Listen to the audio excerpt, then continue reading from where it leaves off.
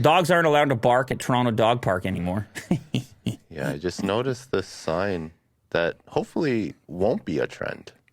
Due to closeness of area residents, do not allow your dogs to bark and disturb the neighborhood. Excessive barking will not be tolerated. Please be a responsible dog owner and follow all posted off-leash area rules. I don't even know how you do that. I think it's impossible. If you have like a active hyper dog like mine, like it's not possible. Yeah, not possible for you. It's gonna be bad. Some dogs are quieter. Yeah. Are they there? But the part that they feel like you can control it. I mean, they might as well just say, "Don't bring barky dogs here." Like quiet dogs are only allowed. Yeah, and how are they going to enforce this? They're going to have like police just there. They're going to have a military-developed laser weapon to blind all dogs that make noise. Oh God! And their owners. That's right. Yeah. Take a little stroll to St. Andrew's Dog Park near Spadina in Adelaide, and you'll notice some newly installed signs asking owners to cut the noise. The caged-off area with AstroTurf was specifically created for furry friends, smack dab in the middle of a residential area. Well, where else is it going to be at Spadina in Adelaide? Yeah. Excessive barking will not be tolerated. Be a responsible dog owner. The signs haven't sat well with local dog owners who in a Facebook group were extremely confused and suggested emailing their local counselor for more details. How does one exactly stop a dog from barking? Why would the city create a dog park in a residential area? What will happen if a dog excessively barks? Can you get a ticket for barking? Yeah, as you know, Toronto downtown is like super small. Like it's condensed. Dense. And to have a dog park in there, I think is kind of like it's needed, but how? Like, could it be underground or something? Because it would be loud. I can get like that sign, but like you can't stop. The thing is, those dogs need the park more than dogs around here because those dogs have to go to an apartment and sit in 500 square feet after. So they do need it, but how are they going to enforce? There are so many. There are so many damn dogs in 2023, and people don't even know the numbers. Right? There's no doggy census. Yeah, there's an influx. They just guess, and then COVID just skyrocket dog ownership. Yet, infrastructure, city planning, they can't adjust for it. The dogs popping up everywhere. I heard, and maybe we talked about on this show a billion years ago, about dealing with dog sewage, dog waste in a city environment, and how they have to kind of predict it because it's at a scale bordering on getting close to the amount of human waste when you're doing water and sewage planning. Ugh. And then trying to figure out how cities should be developed to deal with the sheer number of dogs. And then you see a dog pooping on cement. That's a weird picture. Imagine if you actually try to put a number on it. I've looked into this before. Okay. Just trying to put a number on it. Because you don't even think about it.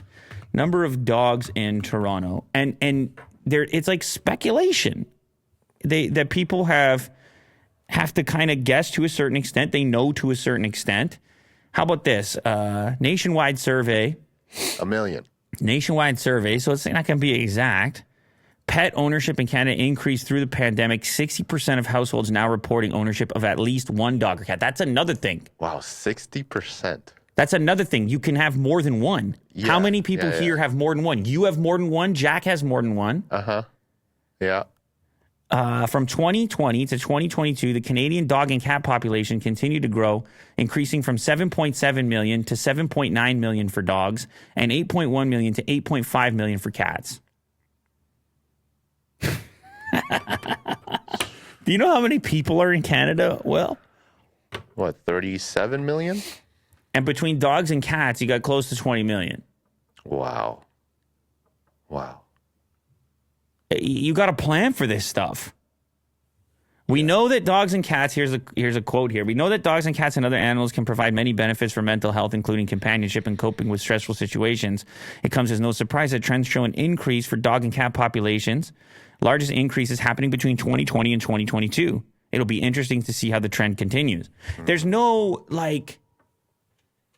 restriction on it, seemingly. I mean, you might have buildings that say no pets are allowed. Mm-hmm. But I don't even know how frequent those are with this number of dog and pet ownership here. And then are people actually taking care of them? Because you end up hearing influxes at the shelters because people are like, oh, whoops. Yeah. I got to go back to work. And also nobody wants them in the dog park because they're too loud. And my neighbor's pissed in my apartment building. And it's just like, what have we done here? What's going on? Yeah. Is this environment effectively planned for the volume here? And how do we backtrack? And where did we screw up? City living, yeah, very difficult for a dog. Especially a place that's as dense as downtown Toronto. Yeah. Hopefully this is not a trend, though. The barking of the dogs, you can't stop it.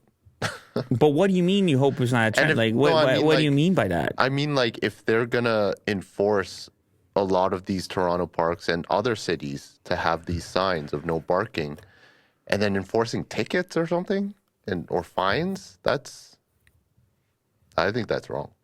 But what if the city just goes, okay, forget about the park then? There's too much pressure from the residents. The loud dogs ruin it for the quiet ones. Mm-hmm. Now the park goes away. Okay, cool. Now you're back to your apartment and the dog is basically just sitting on the ground. Yeah. And the dog doesn't see green for how long? I think it's also, even though in this case it's AstroTurf. Not allowing a dog to bark. Maybe it should be just said differently. You know? Like try to keep your dog quiet or something like that. You know? Listen, I think this seems like really enforced. But I don't think you get a sign like this unless you get some pretty serious volume of complaints. Yeah. Right. So the complaints come first, and then they apply pressure to the government officials.